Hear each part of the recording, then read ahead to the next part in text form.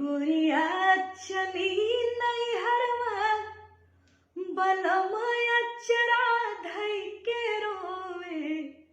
गोरिया चली नैहरवा बलमया चरा धई के रोवे।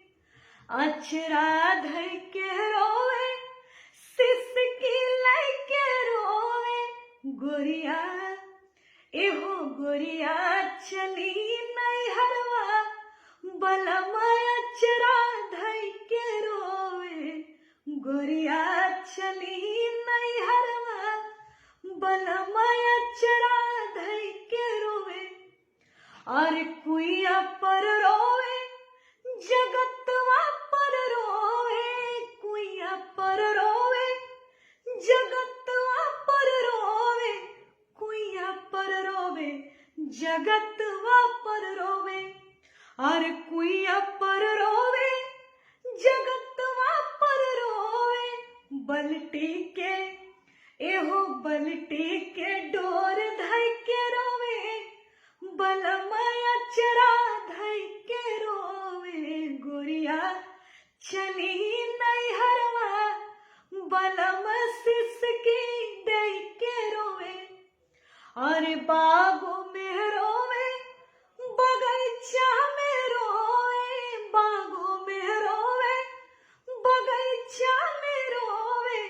बागों में रोवे बगीचा में रोवे। और बागों में रोवे बगीचा में रोवे। फूलवन के एहो फूलवन के डाढ़ धई के रोवे। बलमया चरा धई के रोवे। गोरिया चली नैहरवा बलम सिसकी दई के रोवे।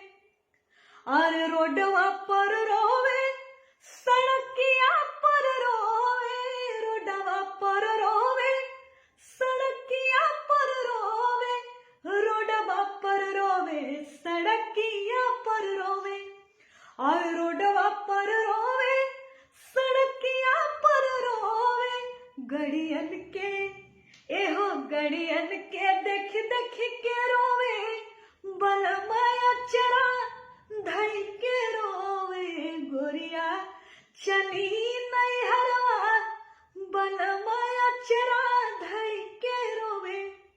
और खेते में रोवे खरिहानी में रोवे। खेते में रोवे खरिहानी में रोवे।